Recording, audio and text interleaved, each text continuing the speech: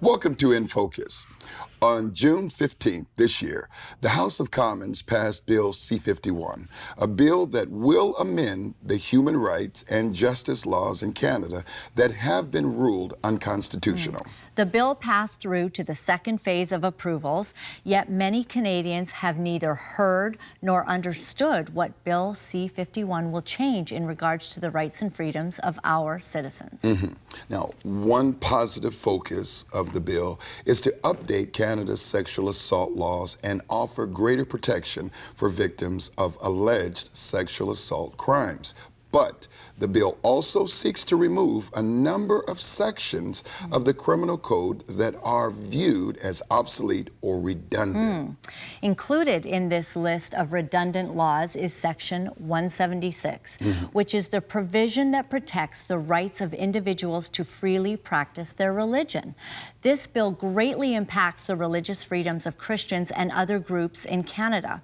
Section 176 currently prohibits an individual from obstructing clergymen, or like yourself, Brian, in being a minister, from performing a religious ceremony. It makes it illegal to do that.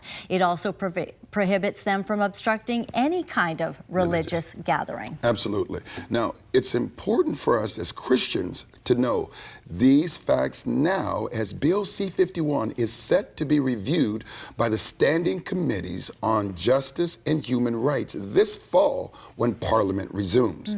Now, Laura-Lynn, when we look at this bill, and most people have no idea what this means. Now,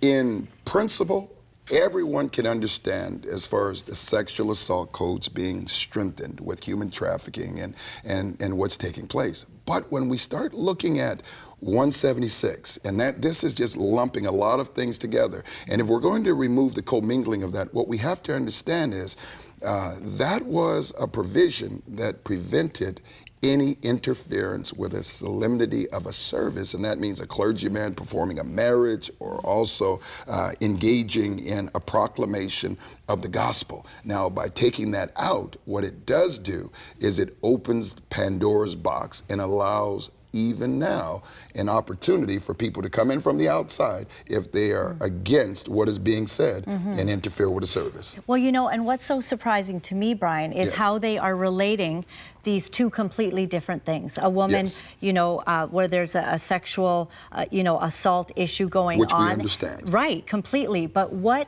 is this other thing? And this has been a protection for religious gatherings. Here in Canada, this is a strength for all religions. In fact, you know, in the 1990s, a disfellowshipped Jehovah's Witness was very upset about something and went into the gathering and disrupted the whole thing. And that person was given a 3-year probation.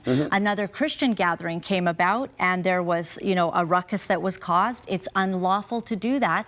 This person was fined $500. This is for the protection of all religions, all gatherings, for all mosques and temples and you know, churches. Absolutely. And I think more than anything, what we need to do is we need to understand that a lot of these laws, and yes, they seem harmless on the surface, but if you dig down and you scratch a little bit deeper, now there is not necessarily just a war that is taking place in culture, but there's a war that's taking place in government that's going to change the way we do and live life and in this 21st century Canadian society. Now, I'm alarmed by two things with this. If you take that out, and we recognize that our faith is under attack, and there is a lot of just controversy on whether we should read or we should even stand on certain parts of the Bible. When you open the door and allow people to come in from the outside now and to disrupt that service because they don't believe in that, you could say that it's not going to hurt, but down the line, it's not just today, but it's in the next 10, the next 15, the next 20 years. Now we're looking at, without any type of foresight, if we're just educating in mind and not in morals, we're creating a menace to society. I know, and I think it would really directly affect something that you do, being a pastor at a church.